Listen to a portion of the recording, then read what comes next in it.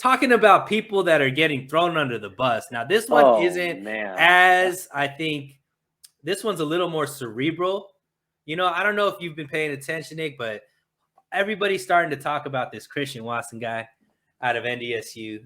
People are saying that that's just the pick we need to go after. Bring Trey Lance and Christian together. They're going to be the next Joe Burrow and Jamar Chase. And that Christian is going to be upgrading everything for the receivers. Debo and Christian are the new duo, yada, yada, yada, yada, yada. But wait, we already got that guy on the roster. His name is Brandon Aiyuk. But it seems like he's like an afterthought for a lot of the fan base, Nick. And I know you're pretty tied into, with your podcast and just being out in the Bay and just, with what the fan base is thinking. Are people giving up on Brandon Aiyuk? What do you think? No. Hell no. Absolutely not. No way. No way anybody around here is giving up on Brandon Aiyuk. And you've seen the amount of growth that he shown over the course of the season. And I would argue the reason why people gave up on him in the first place, a lot people I don't think actually ever gave up on him in the first place, but just the reason why he was in the doghouse was because whatever was going on behind closed doors with Kyle Shanahan, that clearly got cleared up. Aiyuk is on record saying they had a conversation about it and he was able to move forward.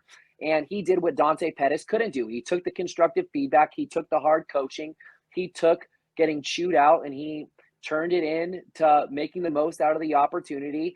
And how could you look at how Aiyuk finished the season and the big plays that he made and then look, this is a guy that we're going to give up on? The future is so bright with Brandon Aiyuk. And I do think that it's really interesting that people want to bring Trey Lance back with his teammate, the wide receiver from the NDSU. And I don't see it. Juwan Jennings came on so strong towards the end of last year. The market that I think the 49ers should be in at wide receiver is maybe look into Isaiah McKenzie, who is an unrestricted free agent, a guy that you can use similarly to Deebo Samuel, but maybe limit some of his touches out of the backfield.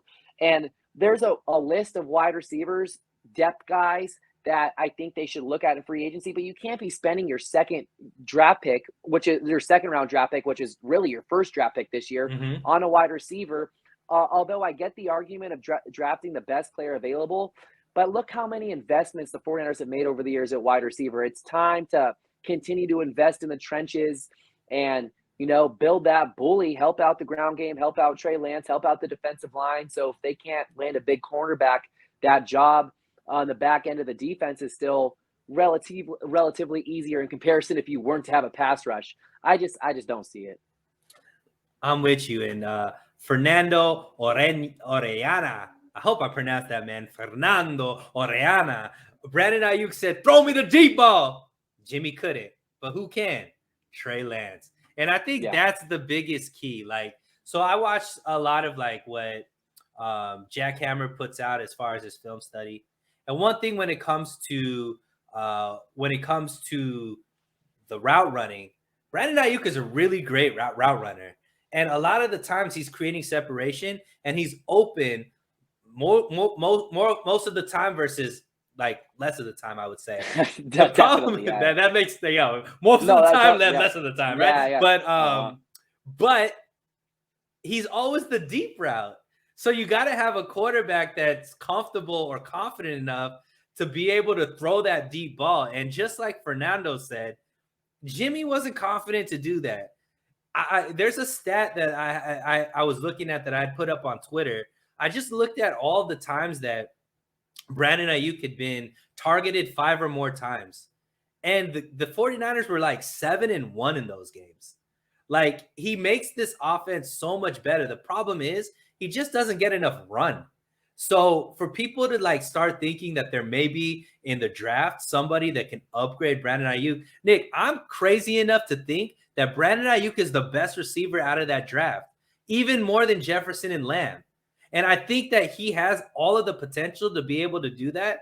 And just give him 1 year with Trey Lance, actually giving him that opportunity to get that deep ball.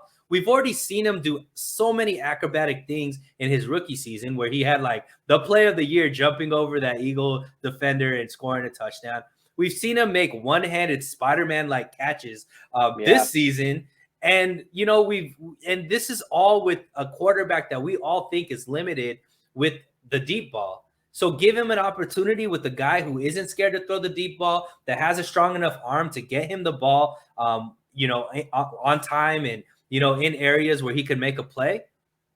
And I just think that we're going to have like one of the best receiving cores. Not to mention the fact that we have, you know, like you just said, Juwan Jennings, plus a guy named George Kittle, who's not too bad at catching the ball. And with Anthony Lynn as the new offensive coach with Kyle Shanahan, you know, these running backs are going to get the ball out of the backfield a lot more as well. So I just think there's not enough targets in our offense to even waste the draft pick on another high end, you know, wide receiver. And I just don't think Christian's the guy anyways.